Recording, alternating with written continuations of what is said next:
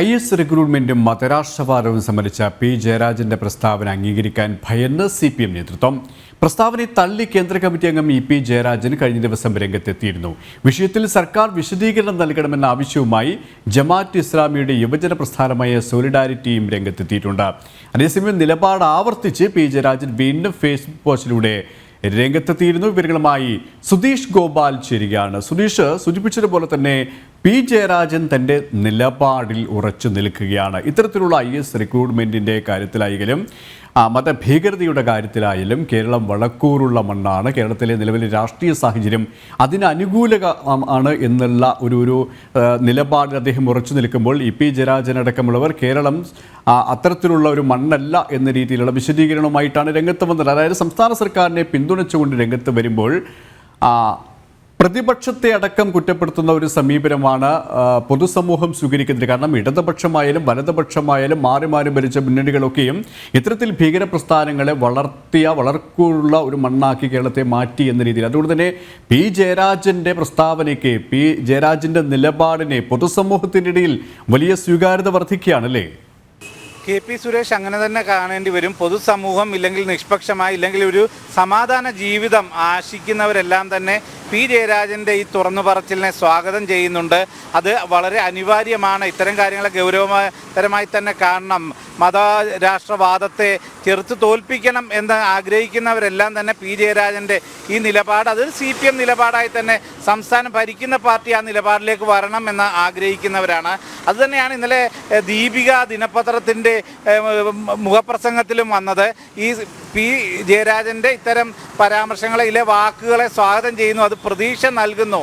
ഇത്തരം മതരാഷ്ട്രവാദികൾക്കെതിരായി ഇത്തരം ഒരാളെങ്കിലും തുറന്നു പറയുന്നതിനെ സ്വാഗതം ചെയ്യുന്നു എന്നതാണ് കത്തോലിക്ക സഭ സ്വീകരിച്ച നിലപാട്.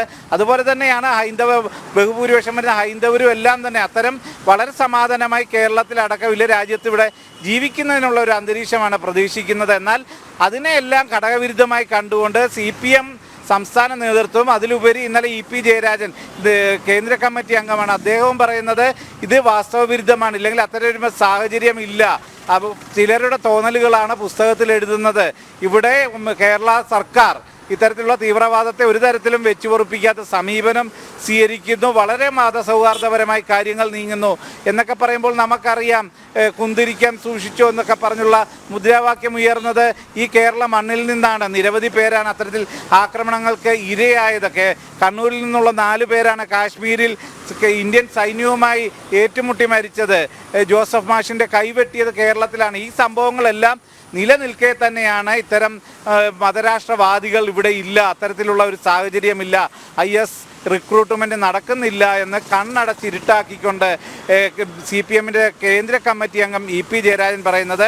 അതിന് പിന്നിൽ CPMലെ വിഭാഗീയതയുണ്ട്, പ്രത്യേക ലക്ഷ്യം വെച്ചുള്ള രാഷ്ട്രീയമുണ്ട്.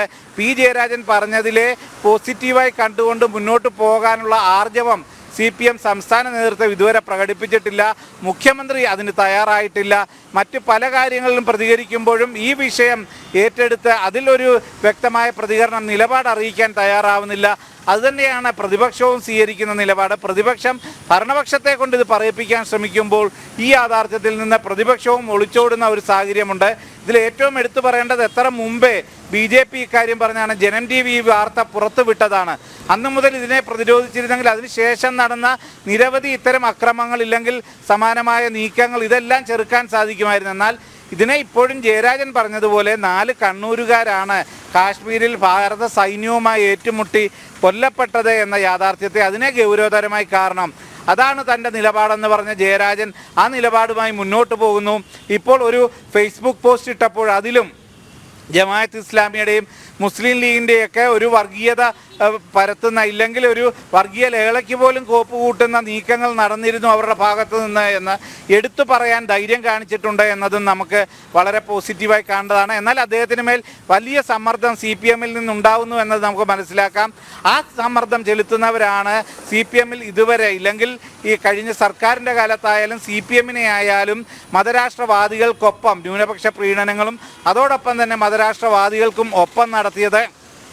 ഇപ്പോൾ തന്നെ കഴിഞ്ഞ ദിവസം ജമാഅത്ത് ഇസ്ലാമി യുടെ നേതൃത്വത്തിൽ സോൾഡാറ്റിയും മറ്റും പറഞ്ഞത് ഭീഷണിയുടെ സ്വരമാണ്. താങ്കൾക്കെതിരെയുള്ള സമീപനം മാറിയില്ലെങ്കിൽ മുൻപത്തെ പാഠങ്ങൾ അറിയാമല്ലോ. ഇത്തരം ഭീഷണിയുമായി അവർ തിരുത്തലിന് ശക്തമായി തന്നെ രംഗത്തിറങ്ങിയ ഒരു സാഹചര്യം കൂടാണ് നിലനിൽക്കുന്നതും. KP സുരേഷ്. സുധീഷ് ഗോപാലാണ് കൊച്ചിയിൽ നിന്ന് വിശദാംശങ്ങൾ നൽകിയത്.